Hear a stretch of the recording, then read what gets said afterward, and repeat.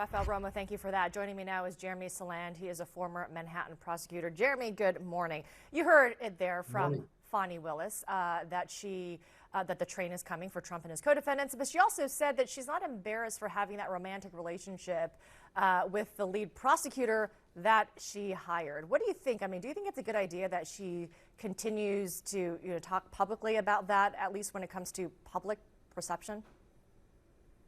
I think she needs to worry about action as opposed to distraction. I think she just needs to get into that courtroom, stay within the four corners of that courtroom, stay with that indictment. Some of the charges were dismissed, but for the most part, it's still there, and move this case forward, because all of this does not help her.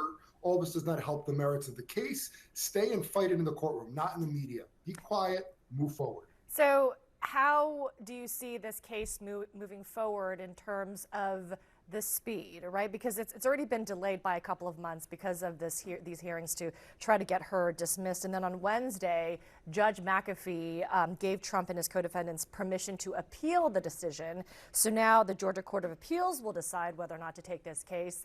How does this impact the timeline that Fani Willis also set out? She said that she aims to get this tried before the November election. That's certainly ambitious, and to her credit, but we would expect it, she is working through this. She's continuing, and her people are fighting on the case, filing whatever motions need to be done, and doing and continuing their investigation and being prepared for trial. But the reality is there's that 10-day window now that Trump can appeal, and of course he has that right. Now, that appellate court does not need to decide, but they have 45 days to do so. So it could take time for them to make that decision. They could expedite it and move it quickly. And Willis has an opportunity to put her response in as well. That's going to delay things. Not necessarily Willis working on the case, but in terms of the posture of the case. So it absolutely can be delayed. And an August court date, meaning a trial, she could ask for it. Whether it's granted is another story. And then you have these other competing matters. When is actually the case in Manhattan going to start? So this is yet to be seen. So let's talk about Manhattan. We were just talking about the Georgia subversion election case. So that obviously is a criminal trial in Georgia. The New York civil fraud trial. We're talking about this Monday deadline that Trump has to secure a bond for more than $500 million. Of course, they're trying to get out of this. But if you look at his Truth Social post, in all caps, by the way, Trump is saying that he currently has almost $500 million in cash. Trump loves to brag about being rich, but he's trying to get out of securing this bond. So how does this undermine his credibility?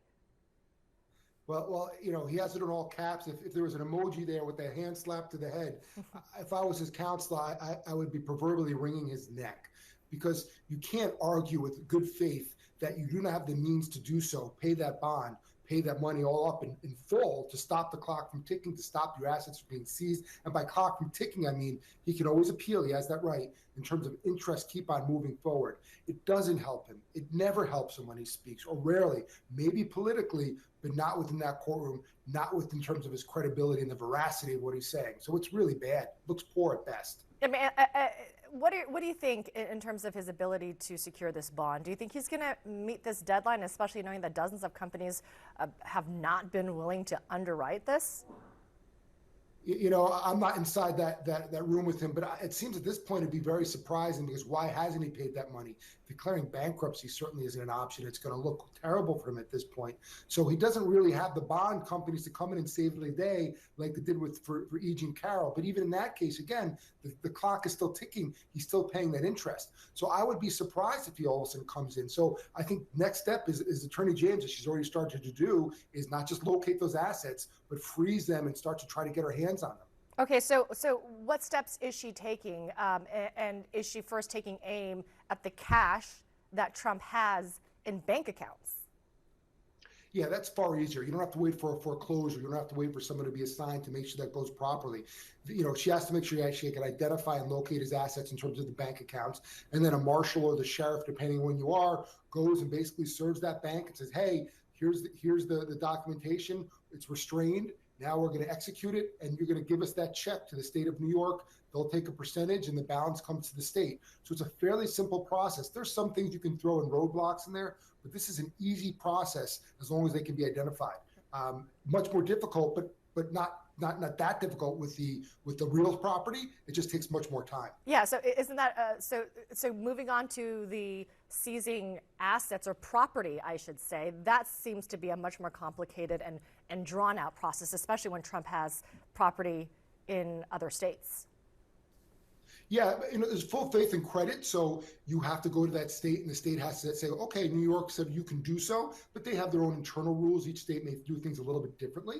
But you're absolutely correct. It's one thing to say, let me get that Mar-a-Lago, and it's not, is it owned by him as a primary residence, or I'm using this as an example, or is this owned by a corporation? So there's a lot of different properties that they can easily locate. It just takes so much more time to get to that foreclosure point before you can seize it.